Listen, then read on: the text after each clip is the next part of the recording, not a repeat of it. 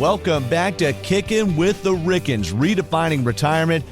Hashtag special tax edition, okay, because we're about to start off, I think, about a 5-part series here. We set it up last week, and now 5 parts on basically a list of 10 different ways to diversify your tax strategy to be able to, well, in some cases, end up with a tax-free retirement, which, by the way, spoiler alert, that's number 10. I'm your co-host, Doug Turnbull, here with Heidi Ricken-Provost and Gerry Ricken out of St. Louis. Hit them up at rickenfinancial.com. And how are you guys doing today? We're doing fabulous. How about you, Doug? I'm doing wonderful, thank you. I'm doing just, y'all bring that energy. You know, I'm sure people that walk into the practice there in St. Louis feel the same way. They just feel the good Ricken vibes. So I'm certainly feeling those right now. So thank you for that. Hey, thanks it's for hanging always with our us. pleasure. Absolutely. We love sharing the love. Thanks for kicking with us. Oh, Yeah. Hey, listen. She'll be here all week, folks. You all are the people to kick with during tax season here. We're going to get into all that. But first, and some of this is tax related, some not, but we talked about it last time. A lot of things going on around the practice there. Y'all just finished up a Galentine's Day event recently, but that's not even the tip of the iceberg here with ways you're getting to hang out with clients. Well, you know, Doug, when Heidi moved to California, she went to the wine country. Her and Stephen went to the wine country several times.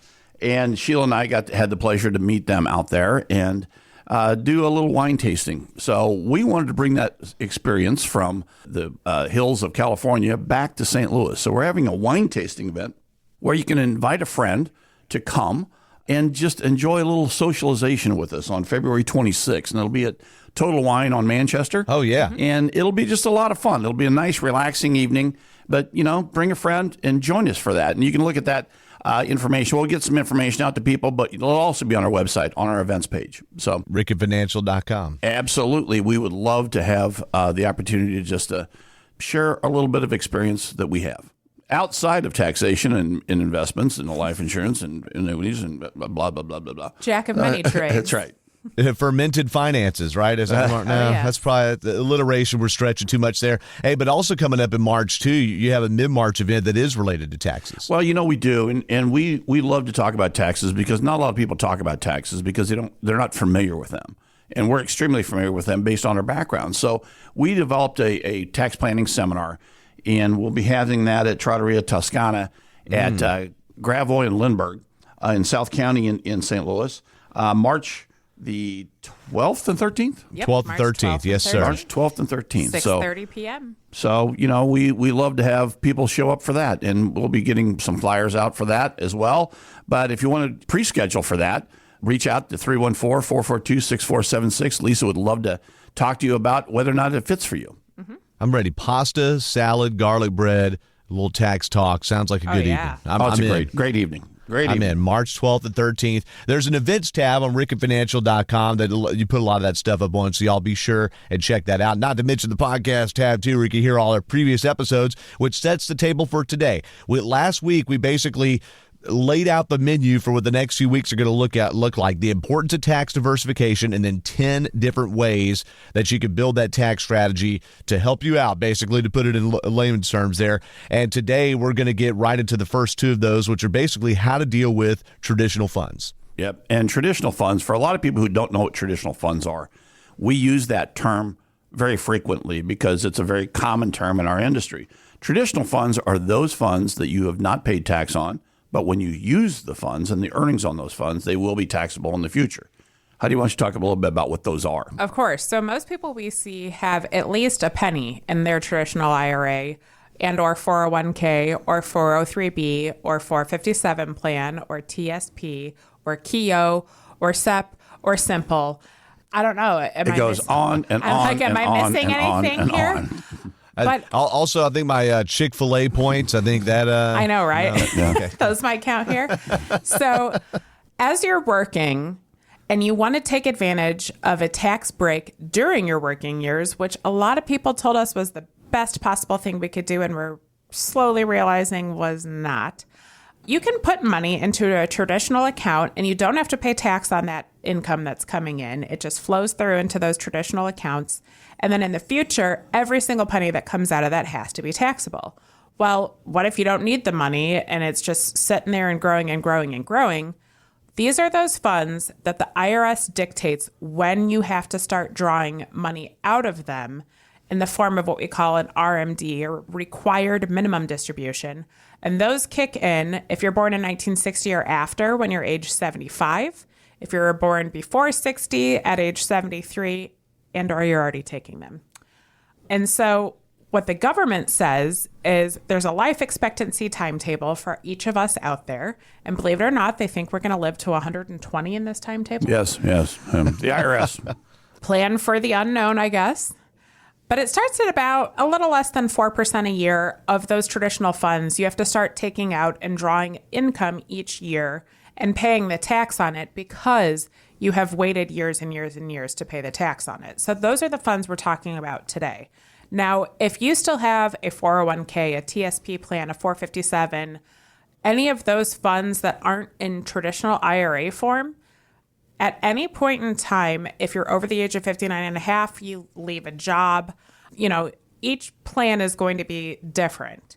But at any point in time, you can roll those funds from 401k, from TSP, straight to a traditional IRA or a rollover IRA, and you don't have to pay tax by doing that, so that you can utilize the ideas we have for tax diversification here. But when it comes to your traditional funds, they're not as evil as people think they are. You don't have to get rid of all of them in order to not pay tax in the future.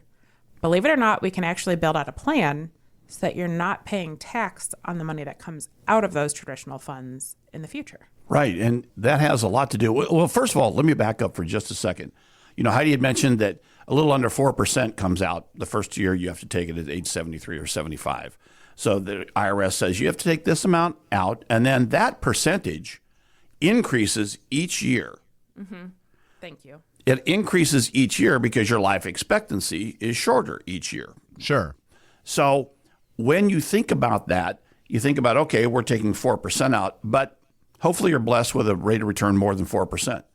The problem becomes larger and larger and larger and larger the older you get, because your funds are growing and you have to take a larger percentage out each and every year. So your tax rates are going to go up and up and up and up and up through retirement. So that's why we're kind of concerned about that. Heidi just mentioned we don't want to really get rid of all of our traditional funds. Why wouldn't we want to do that? Well, because if you can strategically plan your financial future when it comes to taxation, the money coming out of your traditional funds may not become taxable. So we're going to dive in our next episode about Roth and kind of what a Roth conversion is too, and we'll talk about that then. Because sometimes people say, well, I want to convert all of my traditional to Roth so I don't have to pay tax on it in the future. You don't have to convert all of it. There is a place in your tax portfolio for these traditional funds, and that's one of two ways. Well, if it's coming into your 1040 and you're paying tax on it, there is a way to strategically plan so that that is under the limits of you having to pay tax on it. That's going to be very, very personalized because we would have to build out your income tax return in the future to see if you can utilize that. So if that's something you're interested in, you want to make sure that your traditional funds aren't going to be taxable in the future, give us a call at 314-442-6476. We'll peel back that tax return, see if there's anything we can do, look at what's in those traditional funds, and you might be able to stay under those limits to pay tax on it. Or you'll be paying less tax than if you converted. Yeah, absolutely. Because our tax rates are a graduating scale. It starts at this, then it goes to this percentage, and this percentage, this percentage. If we can keep you at a lower percentage in the future of taxation than your current tax rate of converting, we plan like that too. And you mean converting to Roth. There's a potential, Correct. depending on your plan, depending on your circumstances, that you could, by proper planning, you could pay less taxes with traditional accounts than even converting to Roth, which is also a really good way to do that. Mm-hmm. Exactly. Okay, got it. So Yeah. that sounds like a tantalizing possibility there, because It is. We people like me are always looking for what's the one thing. Just tell me the one thing everybody's doing, and it's like, well, it depends on blank, and that's why we need to call an adult. All right, 314-442-6476 and guide me through this, or go to rickenfinancial.com. You know what, Doug? I'm honored that you consider me an adult. Well, I'm actually surprised that you consider me one. This guy right here above my shoulder, Grandpa Willie, always used to say, age is just a number, because Truth. you can act however young you want to be. And let me tell you, until about a month before he died, he was 94, almost 95, and he still acted like a 12-year-old, which we Praise loved. the Lord. Oh, It was yeah, awesome. Absolutely. I love it. I see that in the youthfulness of both of you exude in a good way. But you are boss, big daddy, big mama when it comes to dealing with finances and taxes. All right, so that's We love to talk taxes and finances. very much adult when it comes to that. Let's tie it all in, though, because I just mentioned a man who, if you've ever listened to this podcast before, you've certainly heard us talk about Grandpa Willie, because he taught us so much about being a human, and a good one at that. He was an incredibly charitably inclined person. He gave of his time, his resources, his everything. And he taught us the importance of giving in our lives, which ties into the other way that you can take advantage of some of the tax breaks in our tax system with those traditional funds. So this is called a QCD. Yet another acronym. A qualified charitable distribution, which you can utilize from your traditional IRA or rollover IRA funds. In order to utilize this QCD, your funds have to be in IRA form. So remember I said earlier, if you have a 457, a 403B, a 401k, a TSP plan, any of those other plans that aren't in IRA form, you can roll them from that form into an IRA without having to pay any tax, so that you could take advantage of a QCD. So once you hit that required minimum distribution age, RMD, how many acronyms can we throw at you right now? Once you hit that age where the government is saying, hey, it's time to take some money out of your traditional funds and start paying tax on it. If you're a charitably inclined person, you can utilize those required minimum distributions, giving the money away to charity without having to pay tax on it. It satisfies the need to take your required minimum distribution, because if you don't take it, you will have to pay a 25% excise tax for not drawing the income. For money you did not receive. So you don't receive income because maybe you forgot, whatever happens. The amount you were supposed to receive, 25% of that is going to be paid in a penalty to the IRS at tax time. That's on top of all your other taxes you're paying. Yeah, so would you rather pay 25% to Uncle Sam, or would you rather make a charitable contribution to a nonprofit close to your heart? Take your pick, right? Yeah, exactly. So here's how these QCDs really work, because there's a lot of common misconceptions out there, too, that think that you have to, whoever houses your funds right now has to cut a check directly to that church or charity of choice. But we think of our required minimum distributions in these traditional funds a little bit different from most people. There is a deadline for when you have to take those, and that is December 31st of each year. You have to take your RMD in order for it to count in that tax year. We say take them in January. Why is that? Take them in January, take them in February. Heidi just talked about the fact that if you're charitably inclined, even if you give $1 to charity, we want you to say, and if you're taking a required minimum distribution, we want you to not pay a tax on that dollar. But you have to have a paper trail that proves that you received your money before you made the charitable contribution. So if you take those in December 28th, you took your required minimum distribution, but you were charitably inclined and were giving to your church or charity all year long, you can't take advantage of that tax law. And you can't eliminate that from taxable income on your return. So we want you to take it early in the year so that we can prove to the IRS that you have taken the money and qualified for your required minimum distribution. And you've satisfied that. But at the same time, you're giving to charity after those funds have hit your bank account. So we can say, yes, this client did this. They're doing it the proper way. And they're taking advantage of the tax law as it's written. Oh, you're saying don't wait till the last minute to do everything. Take the money on the 15th and pay to charity on the 24th. Yeah. Do it at the beginning of the year, not the end of the year. Hey, the TLDR, if they, as the young kids say, the too long didn't read. When it comes to a QCD, a qualified charitable distribution, there's two ways you can utilize a QCD. Number one, whoever has your traditional IRA, they cut a check directly to the 501c3 church or charity of your choice, and you get the tax break there. Number two, the money hits your bank account. So it has to come in first and have a paper trail that it hits your bank account. And then after the fact, you pay that church or charity of your choice, the legitimate 501c3. And if you can prove to us that the money came in first and then went out on your tax return, you don't have to pay tax on that amount, but it covers the necessary IRS qualifications of taking your required minimum distribution. So you can give up to $105,000 a year of your required minimum distributions to charity without having to pay a penny on that. So it's a win-win-win.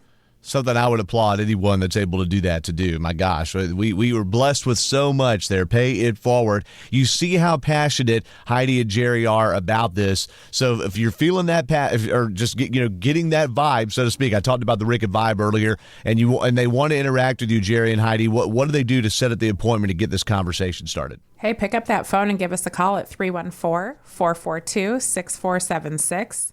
Or click away. Yeah. At rickenfinancial.com. RICKEN. Hey, check us out on social media. I always joke, send me a carrier pigeon. I don't care how you reach out as long as it's not a text message specific to business, because that is not compliant. But any other way you want to reach out to me, I'm here. Gerry's here.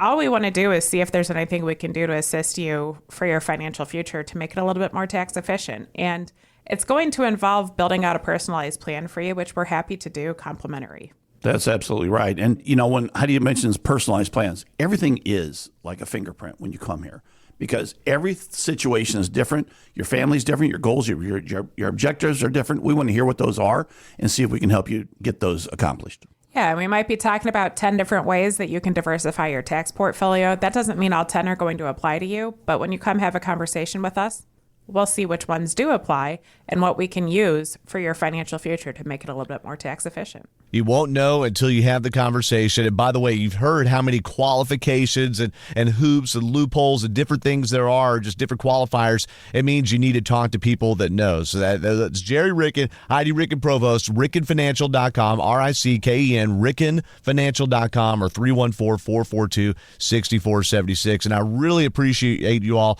spending the time opening the hood and starting to go down this list. We've only done the first 2 of 10 different ways that you can diversify your tax strategy there to help maximize that tax efficiency. And I'm looking forward to hearing the rest, y'all. So let's remember, by the way, that every day is a holiday and life is short. Laugh hard. Thanks to Gerry and Heidi for lending their time to us. Thank you all for listening. And thanks to our producer, Brandon Benefield, for helping put this in the right order and get this published and zapped out into cyberspace. I'm Doug. He's Gerry. She's Heidi. And thank you so much for listening to Kicking with the Rickens, Redefining Retirement.